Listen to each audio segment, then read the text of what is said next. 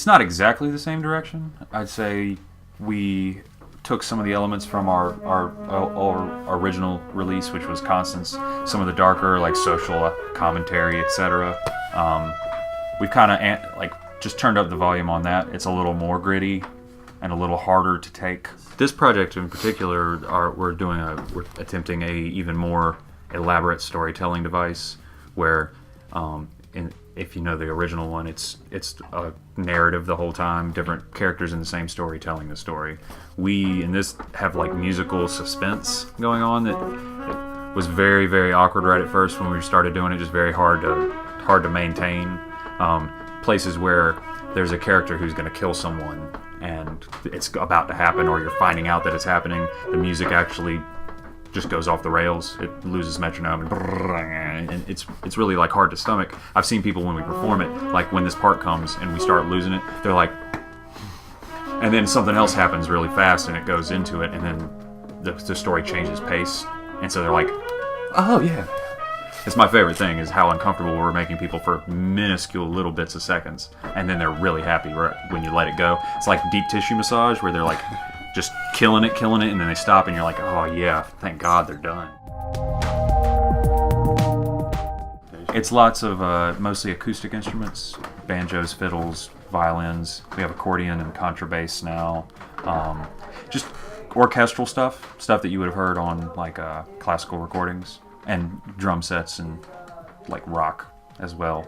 Nothing electric. African drums, wood blocks, just random instruments. We kind of, I guess when I came in, I kind of used a bunch of different things to kind of open it up. So a lot of African drum use, and of course tambourine, like the other album and all that stuff. So that's a little wider open, a little more versatility of the instruments, I guess. I don't know, I've always played music when I was like a kid, so I just kind of grew up with it, and I just happened to luck out and find the right people to play with, and we've been playing for quite some time now. So. Years and years. It's a function of natural selection. The people who have like, weaker social skills develop musical talent so that they can attract a mate. Right. And I've always thought that about myself. Like if I didn't have the music, I'd probably be a complete lame. So that's why I do it, to stave off the lame. Basically, I just do music because that's just, since I was a kid, that's what I do. Just learned all the instruments by myself, like guitar, drums. I actually play guitar in one of the songs, which is pretty cool, and charango. It's a Peruvian instrument that doesn't stay in tune. And yeah, it's just awesome. It definitely noticeably changes people's lives depending on who it is and stuff like that, and moves people, and I love it. It's an awesome feeling.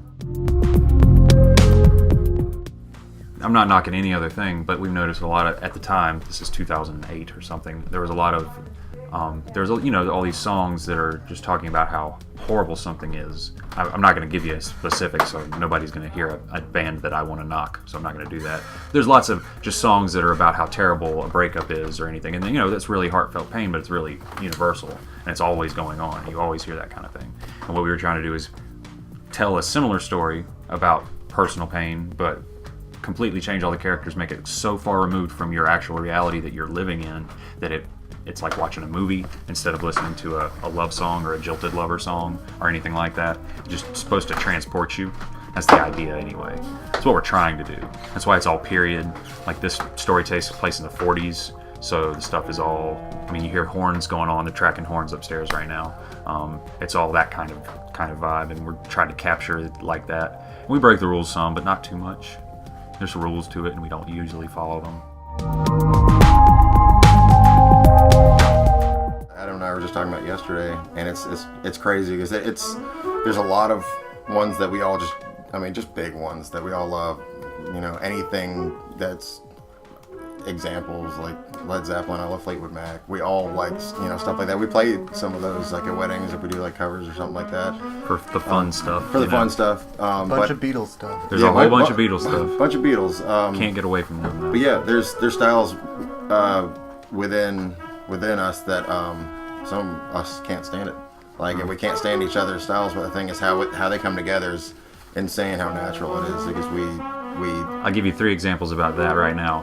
Metal is all get out right here, and this guy is like super smooth jazz.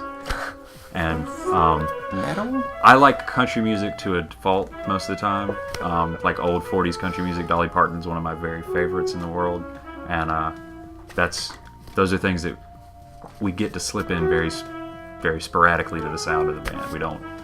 You never get to put your foot down about, a breakbeat or anything like that.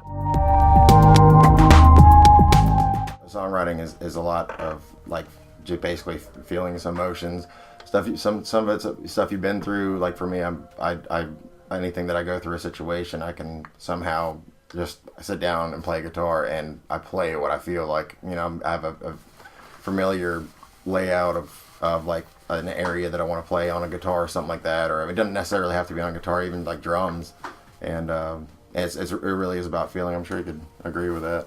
But yeah, it's all feeling. I'd say the biggest mistake most people make in writing songs or being like professional, semi-professional, avid musicians, whatever you want to call it, find a few people that you trust that'll tell you the truth, but don't find people that'll agree with you all the time and you think they're telling you the truth. The disagreement is the best thing. You want some examples? Can I say this on an infomercial? Star Wars. You got George Lucas making this awesome thing when he's like young, with all these people who are kind of volunteers doing what he is trying to do with him. And then you got these later things where he's doing, and everyone's afraid of him and doing exactly what he says. And it's awful. It's just a bad turnout. That's a good analogy. Yeah, that's Daniel's. I'm not claiming that. Daniel told me that. But he told me that as he was telling me to tell him when he was doing something stupid, like ruining something or putting too much of one thing and not listening about having different opinions. Right. So it's good to have multiple cooks in the kitchen. Eventually you have to have somebody in charge. And if you're recording your own songs, it shouldn't be you.